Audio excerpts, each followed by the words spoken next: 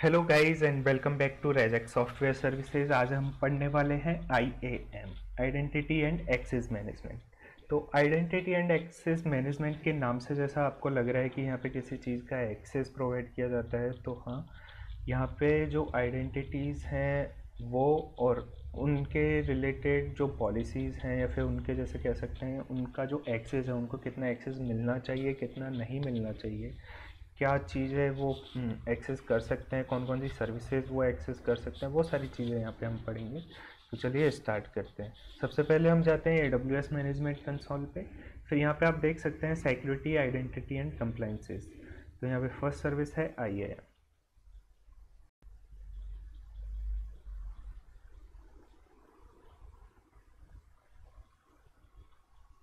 IAM के अंदर हम आज 4 चीज़ें पढ़ने वाले हैं। फर्स्ट है यूजर्स, सेकंड है groups, then roles and fourth है पॉलिसीज़। जो 4 चीज़ें हैं वो इसकी मेन सर्विसेज हैं कि कैसे हम यूज़र्स क्रिएट करते हैं, कैसे ग्रुप्स क्रिएट करते हैं, उनको कैसे एक्सेस दिया जाता है किसी भी सर्विसेज का, and then roles and policies के बारे में आज हम पढ़ने वाले हैं। तो चलिए स्टार्ट करते हैं यूज़र्स से। सबसे पहले आप देख सकते हैं यहाँ पे IAM रिसोर्सेज के अंदर यूज़र्स, यहाँ पे आपको क्लिक करना है। यहाँ पे अभी कोई भी IAM यूज़र्स नहीं बने हुए हैं, तो चलिए एक नया यूज़र ऐड करते हैं। ऐड यूज़र, उसके बाद यहाँ पे हमको यूज़र का नेम देना है। जैसे मैं अपना नाम दे देता हूँ, ठीक है। यहाँ पे हमने यूज़र का नेम दे दिया। देन हमको बताना है कि एक्सेस टाइप, कि हम उसको प्रोग्रामेटिक एक्सेस देना चाहते हैं या फिर AWS मैनेजमेंट कंसोल एक्सेस देना चाहते हैं। अब प्रोग्रामेटिक एक्सेस में क्या होता है कि किसी भी प्रोग्राम के थ्रू अगर वो इसको एक्सेस करना चाहता है, जो भी उसको एक्सेस मिला हुआ है उन सर्विसेज को वो यूज़ करना चाहता है, तो उस केस में यहाँ पे हम प्रोग्रामेटिक एक्सेस देंगे। अदरवाइज AWS मैनेजमेंट कंसोल का अगर हमें उसे एक्सेस देना है तो यहाँ पे इसका देना, ठीक है। तो हम AWS मैनेजमेंट कंसोल का उसको एक्सेस देते हैं। फिर उसके बाद अब मांग रहा है कंसोल का पासवर्ड, कि ऑटो जनरेट पासवर्ड हो या फिर कस्टम पासवर्ड हो। तो या तो ये ऑटो जनरेट कर लेगा, अदरवाइज अगर हम कस्टम पासवर्ड डालते हैं, जैसे मैं कोई भी कस्टम पासवर्ड यहाँ पे डाल देता हूँ, ठीक है। ये हमने यहाँ पे पासवर्ड डाल दिया। फिर यहाँ पे लिखा हुआ है कि रिक्वायर पासवर्ड रीसेट, कि जब वो यूज़र लॉगिन करे तो उस वक्त वो अपने पासवर्ड को रीसेट कर पाए या फिर नहीं कर पाए। तो चलिए इसको हम अनचेक कर देते हैं यहाँ से। नेक्स्ट जाते हैं परमिशंस पर। अब यहाँ पे 3 ऑप्शन आप देख सकते हैं कि ऐड यूज़र टू ग्रुप, मतलब कि कोई आप ग्रुप बनाना चाहते हैं और उसके अंदर यूज़र को ऐड करना चाहते हैं। Then copy permissions from existing user, then attach existing policies directly, ठीक है। तो जैसा कि यहाँ पे ग्रुप बने हुए हैं, पहले से मेरे 2 ग्रुप्स बने हुए हैं, ठीक है। तो अगर हम इनको ऐड करना चाहते हैं तो इसको ऐड कर सकते हैं। अदरवाइज एग्जिस्टिंग यूज़र आपके पास कोई है, उसकी परमिशंस आपको कॉपी करनी है तो आप उनको कॉपी कर सकते हैं, या फिर डायरेक्टली जो एग्जिस्टिंग पॉलिसीज़ है अमेज़ॉन की, अमेज़ॉन ने क्या है बाय डिफ़ॉल्ट में सारी पॉलिसीज़ यहाँ पे रख रखी हैं, तो हम उनको भी यहाँ से अटैच कर सकते हैं, ठीक है। तो जैसे कि हमको सपोज़ कि इस यूज़र को S3 के एक्सेस की परमिशन देनी है, तो हम यहाँ पे S3 डालेंगे पॉलिसीज़ में। देन आप देख सकते हैं अमेज़ॉन S3 फुल एक्सेस या फिर Amazon S3 read only access. तो यहाँ पे जैसे मैं इसको फुल एक्सेस दे देता हूँ अमेज़ॉन S3 का, ठीक है। Then next, permission boundary, create user without a permission boundary, use a permissions boundary to control the maximum user permissions। तो आप यहाँ पे सेट भी कर सकते हैं कि विदाउट ए परमिशन बाउंड्री के आप किसी यूज़र को क्रिएट करना चाहते हैं या फिर नहीं करना चाहते हैं। अब परमिशन बाउंड्री में क्या होता है कि किसी भी यूज़र के लिए मैक्सिमम कितनी परमिशंस वो कंट्रोल कर सकती है उस यूज़र को, वो सारी चीज़ें इसमें आती है। नेक्स्ट जाते हैं टैग्स पे। अगर आपको कोई टैग ऐड करना है, जैसे मान लो कि आपने एक यूज़र क्रिएट किया है, ये यूज़र एक डेवलपर है।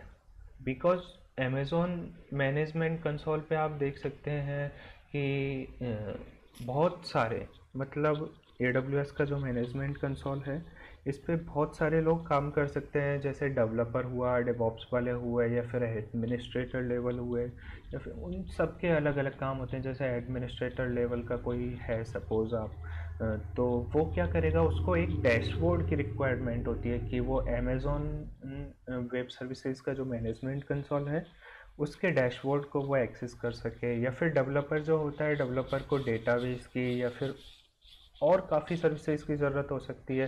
तो वो सारी सर्विसेज को यूज़ करने के लिए उनको एक स्पेसिफिक परमिशन दी जाती है। वो परमिशंस होती हैं पॉलिसीज़। तो वो सारी पॉलिसीज़ वहाँ पे अटैच की जा सकती हैं कि वो कौन कौन सी सर्विसेज को एक्सेस कर सकते हैं। ठीक है। अब रोल्स तो हम आगे पढ़ेंगे कि क्या है क्या नहीं। सबसे पहले हम यूज़र्स के बारे में बात कर रहे हैं, तो यूज़र्स में हम देख लेते हैं। अब यहाँ पे है टैग। अगर आपको टैग ऐड करना है, जैसे अगर ये एक डेवलपर है तो हम इस पर डाल देते हैं डेवलपर। ठीक है।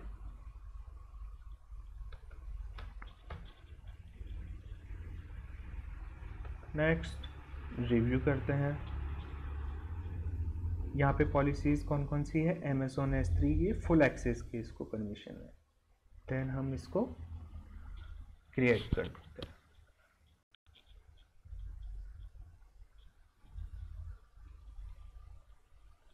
ये देखिए, ये यहाँ से क्रिएट हो चुका है।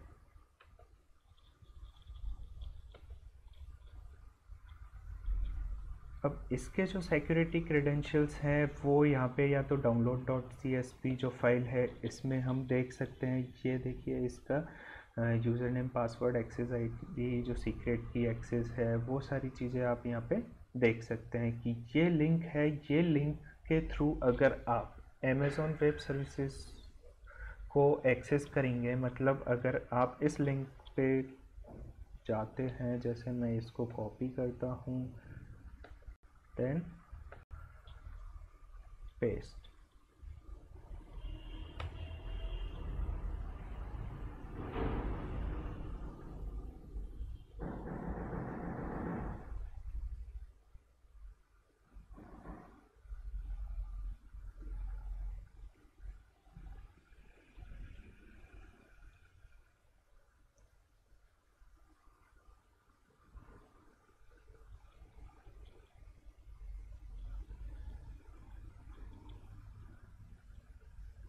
ये देखिए गाइज, यहाँ पे Amazon वेब सर्विसेज का आपका जो अकाउंट आईडी है जिस पे आपका यूज़र क्रिएट हुआ है वो यहाँ पे पहले से ही फिल हो चुका है।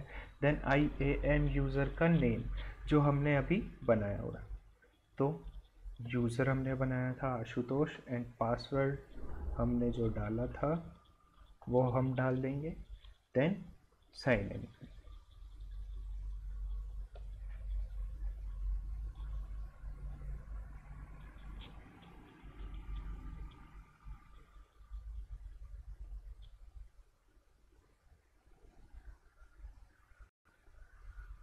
ये देखिए, साइन इन हो चुका है। ये आप यहाँ पे देख सकते हैं कि ये अब अकाउंट आईडी है, मतलब अकाउंट नेम जो है मेरा वो ये है, और अकाउंट आईडी ये है मेरी।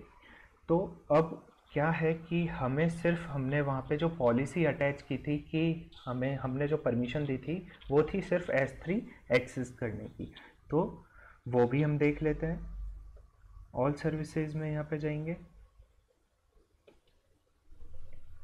EC2।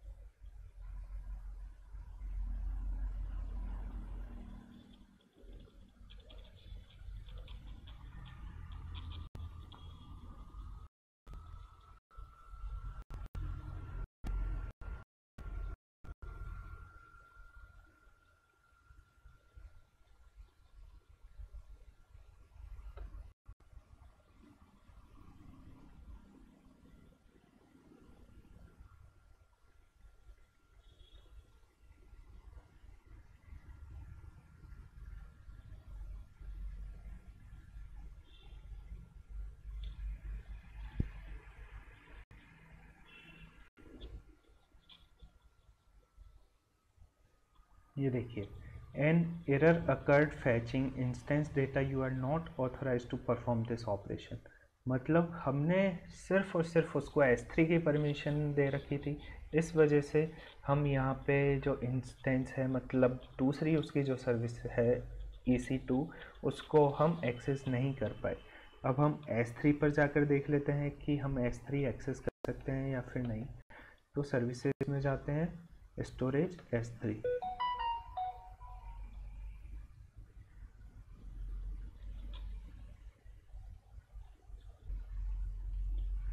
तो गाइस हम बात करते हैं अब कि ग्रुप्स की। हमने यूज़र्स पढ़ लिए, अब हम ग्रुप्स की बात करते हैं कि ग्रुप्स में क्या होता है। मतलब कि मल्टीपल यूज़र्स को ग्रुप्स में ऐड किया जाता है, देन उसके बाद ग्रुप्स पे एक पॉलिसी अटैच कर दी जाती है। ठीक है, तो जो पॉलिसी ग्रुप्स पे अटैच की जाती है वही पॉलिसी सारे उसके यूज़र्स के ऊपर एप्लीकेबल होती है। मतलब हर यूज़र के साथ वो पॉलिसी अटैच हो जाती है। इससे होता क्या है कि जैसे मल्टीपल डेवलपर्स हैं, मान लो कि एक कंपनी में 10 डेवलपर काम करते हैं, तो हर डेवलपर को उसकी स्पेसिफिक यूज़र को इसकी स्पेसिफिक एक्सेस देना और वो सारी चीज़ों से बचने के लिए क्या करते हैं, उन सबको एक ग्रुप्स में ऐड कर देते हैं। ठीक है, फिर उस ग्रुप को ही पॉलिसी के साथ अटैच कर दिया जाता है, ताकि जितने भी लोग उसमें हैं, जितने भी यूज़र्स उसमें ऐड हैं, सबके ऊपर वो पॉलिसीज़ अटैच हो जाएं।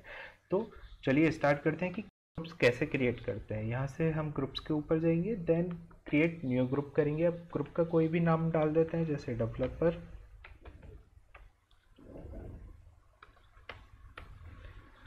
यहाँ पे फिर नेक्स्ट करते हैं। नेक्स्ट के बाद यहाँ पे हमको कौन सी पॉलिसी उस ग्रुप के ऊपर अटैच करनी है वो हम यहाँ से डिफाइन करेंगे। जैसे हमको अभी करनी है DynamoDB की, तो DynamoDB का फुल एक्सेस देना है, रीड ओनली एक्सेस देना है, वो सारी पॉलिसीज़ आप यहाँ से देख सकते हैं। जैसे हमें फुल एक्सेस देना है DynamoDB का, देन नेक्स्ट स्टेप।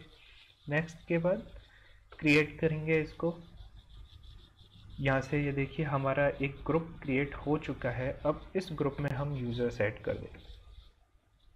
जैसे कि हमारे पास यहाँ पे 2 यूज़र्स हैं अभी, इन दोनों यूज़र्स को क्या करते हैं, हम ऐड कर देते हैं। ठीक है, ऐड करने के बाद अब इनकी परमिशंस पे जाते हैं।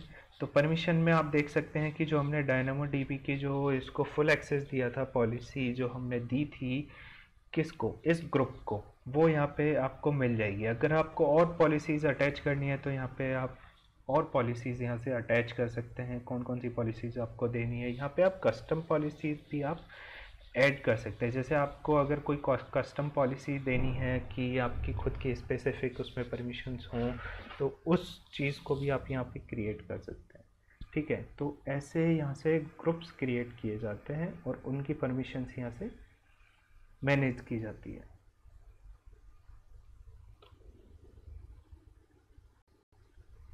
अब जिस यूज़र ने जो भी सर्विसेज यहाँ पे यूज़ की है उसका आपको यहाँ पे डेटा देखने को मिलता है एक्सेस एडवाइज़र में, कि लास्ट एक्सेस कब था, कौन से मेंबर के थ्रू एक्सेस हुआ है, कौन कौन सी पॉलिसीज़ के उसके पास परमिशन है और उसने कौन सी सर्विस यूज़ की। ठीक है, तो वो सारी चीज़ें आप यहाँ पे देख सकते हैं। देन हमारा यूज़र्स हो गया है, ग्रुप्स हो गया। अब हम बात करते हैं रोल्स की। अब जो यूज़र्स हैं वो क्या करते हैं, किसी पर्सन स्पेसिफिक के लिए वो जो परमिशंस हैं वो सेट करते हैं। ठीक है, मतलब किसी पर्सन पे या फिर किसी यूज़र के थ्रू, मतलब जो यूज़र्स हैं वो अपनी परमिशन सेट करते हैं किसी यूज़र में स्पेसिफिक पर्सन के लिए। ठीक है, बट रोल्स में क्या होता है कि ये एप्लीकेशन बेस्ड होता है कि कौन सी एप्लीकेशन कौन कौन सी सर्विसेज एक्सेस कर सकती है। ठीक है, तो उन चीज़ों को यहाँ पे आप मैनेज कर सकते हैं। जैसे हम यहाँ से करते हैं, कोई एक रोल क्रिएट करते हैं। अब रोल में क्या होता है कि अगर आपको कोई थर्ड पार्टी AWS अकाउंट के थ्रू आपको कुछ करना है, कुछ की सर्विसेज उसका मैनेजमेंट आपको करना है, तो आप यहाँ से, या फिर कोई AWS की आपके सर्विसेज आपको चूज़ करनी है तो आप यहाँ से कर सकते हैं। जैसे कि EC2 हम ले लेते हैं, EC2। देन नेक्स्ट परमिशंस पे जाते हैं। अब EC2 जो है वो क्या एक्सेस कर सकता है, ओनली मतलब एक सर्विस किसी और अदर सर्विस को एक्सेस कर सकती है या फिर नहीं कर सकती है, वो हम यहाँ पे डिफाइन करते हैं रोल्स के अंदर। ठीक है, तो जैसे एक पॉलिसी है हमारी, एक हमारी सर्विस है EC2 इलास्टिक कंप्यूट क्लाउड। तो इलास्टिक कंप्यूट क्लाउड क्या क्या एक्सेस कर सकती है किसी अदर सर्विसेज को। जैसे S3 हम यहाँ पे देखते हैं, S3 हमने डाला तो S3 का फुल एक्सेस हम इसको दे देते हैं सपोज। तो हमने ये S3 का फुल एक्सेस को दे दिया है। करेंगे रिव्यू, यहाँ पे आपको डालना पड़ेगा रोल नेम। तो यहाँ पे डाल देते हैं रोल नेम में S3 एक्सेस। ठीक, ये आपका रोल डिस्क्रिप्शन हुआ कि allows EC2 instances to call AWS services on your behalf. ठीक है, देन क्रिएट रोल।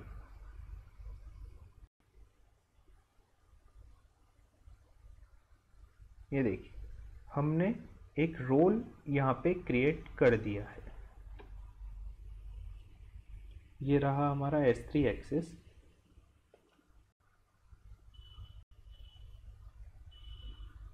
कि EC2 क्या करेगा, S3 का एक्सेस ले सकेगा। तो ये चीज़ें आती है रोल्स में कि एक सर्विस दूसरे सर्विस को कितना एक्सेस कर सकती है, वो चीज़ें जो हम मैनेज करते हैं वो सारी चीज़ें आती हैं रोल्स में। ठीक, देन हम आते हैं पॉलिसीज में।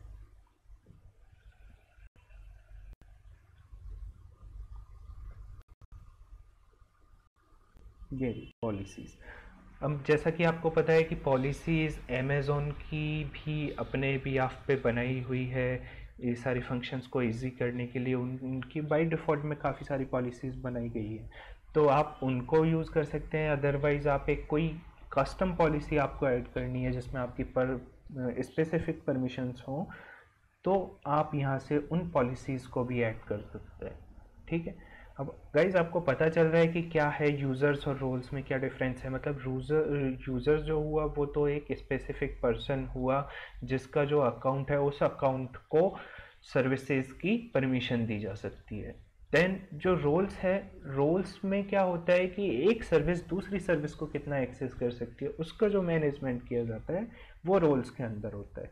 ग्रुप्स मल्टीपल यूजर्स का एक जो हम क्रिएट करते हैं उसके ऊपर जो पॉलिसीज़ अटैच करते हैं, मतलब इस चीज़ से बचने के लिए कि हर किसी पर्सन को बार बार या फिर मल्टीपल सर्विसेज की उनको स्पेसिफिक जो सर्विसेज चाहिए उनको जो यूज़ करनी है उनकी परमिशन नहीं दिया जाए, मतलब अलग अलग अकाउंट्स पे वो एप्लीकेबल ना हो। इसके लिए क्या करते हैं, ग्रुप क्रिएट करते हैं ताकि उसके अंदर जितने भी यूज़र्स ऐड हैं सबके ऊपर वो जो परमिशन हमने दी है वो वहाँ पे एप्लीकेबल हो जाती है। ठीक है, अब पॉलिसीज़ किसी भी यूज़र को या फिर किसी भी रोल को एक जो परमिशन दी गई है, जो परमिशन उसको मिलती है किसी भी सर्विस को यूज़ करने के लिए, वो परमिशन होती है पॉलिसीज़। तो ये सारी जो पॉलिसीज़ क्रिएट की है इनमें क्या है कि परमिशंस दी गई हैं कि कौन किसको क्या एक्सेस कितना कर सकता है। ठीक है, मतलब किस किस चीज़ का एक्सेस मिलेगा। जैसे हम कोई नई पॉलिसी क्रिएट करते हैं, ये हमने पॉलिसी क्रिएट की। पॉलिसी क्रिएट करने के लिए क्या करते हैं, कोई सर्विस चूज़ कर लेते हैं। फिर हम सर्विस चूज़ करते हैं कि कौन सी सर्विस हमें लेनी है। हमने यहाँ ले ली है DynamoDB, सपोज DynamoDB हमने यहाँ पे ले ली सर्विस। अब इस सर्विस पे कौन कौन से एक्शंस वो स्पेसिफाई करने हैं हमें कि जो यूज़र है जिसके साथ ये पॉलिसी अटैच होनी है वो क्या क्या कर पाए। तो अगर ऑल DynamoDB एक्शंस अगर वो करना चाहिए, अगर मतलब आपको जो परमिशंस है उसको सारी परमिशंस देनी है तो आप यहाँ से दे सकते हैं। अदरवाइज़ आपको सिर्फ और सिर्फ जैसे रीड की, टैग की या फिर राइट की, लिस्ट की, ऐसे कोई स्पेसिफिक आपको एक्सेस देना है तो आप यहाँ पे, जैसे मेरे को रीड की परमिशन देनी है, मैंने यहाँ पे रीड की परमिशन इसको दी है। अब हम क्या करेंगे, एक रिसोर्स देना पड़ेगा इसको। ठीक है, तो अगर आपको कोई स्पेसिफिक रिसोर्स यहाँ से देना है तो आप यहाँ पे कर सकते हैं, क्लिक करना है आपको, ये बॉक्स को चेक करना है। अदरवाइज जैसे हम लेते हैं ऑल रिसोर्सेज लेने के बाद इस पॉलिसी को हम करते हैं रिव्यू करने के बाद नेम डालते हैं इस पॉलिसी का, रेजेक्स डायनेमो ये हमने डाल दिया है। अब क्या करेंगे, पॉलिसी क्रिएट करते हैं।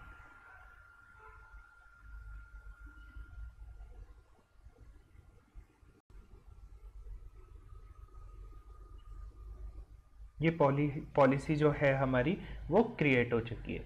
अब हम क्या करेंगे, जैसे किसी यूज़र के ऊपर हमको इस पॉलिसी को अप्लाई करनी है, तो जैसे हमने पहले किसी यूज़र को क्रिएट किया था, क्रिएट करने के बाद उसके साथ किसी पॉलिसी को अटैच किया था, तो मैं आपको वापस से बता देता हूँ। यूज़र नेम मैंने डाला रेजेक्स, रेजेक्स के बाद मैंने इसको दिया मैनेजमेंट कंसोल का एक्सेस, पासवर्ड ऑटो जनरेट कर देते हैं, परमिशंस एग्जिस्टिंग पॉलिसी हमको देनी है। अभी हमने किस नाम से बनाई थी पॉलिसी, रेजेक्स के नाम से, तो ये रहा रेजेक्स डेमो। यहाँ से क्लिक करना है, then next add tags, then review. Review करने के बाद यूज़र को हमें क्रिएट कर देना है। देखा कि हमने कैसे पॉलिसी को क्रिएट किया, मतलब किसी भी स्पेसिफिक पॉलिसी को क्रिएट किया और उसके साथ फिर हमने किसी यूज़र के साथ उस पॉलिसी को हमने अटैच कर दिया। तो आज हमने क्या क्या पढ़ा कि यूज़र्स कैसे क्रिएट करते हैं, ठीक है। यूज़र्स के बाद हम ग्रुप्स कैसे क्रिएट करते हैं, किसी भी पॉलिसीज़ को कैसे अटैच करते हैं, रोल्स क्या होते हैं, पॉलिसीज़ क्या होती है, किसी भी स्पेसिफिक पॉलिसी के लिए क्या क्या करना होता है, वो सारी चीज़ें आज हमने कवर की है।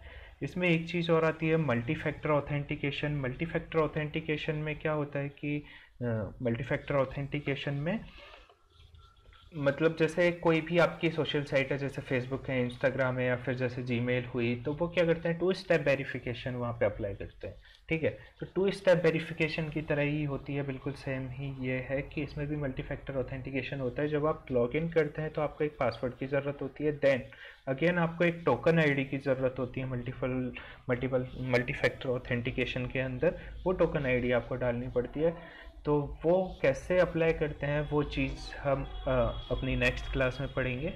कल जो नेक्स्ट क्लास होने वाली है उसमें मैं आपको बताऊंगा कि मल्टी फैक्टर ऑथेंटिकेशन क्या होता है और कैसे उसको यूज़ करना है।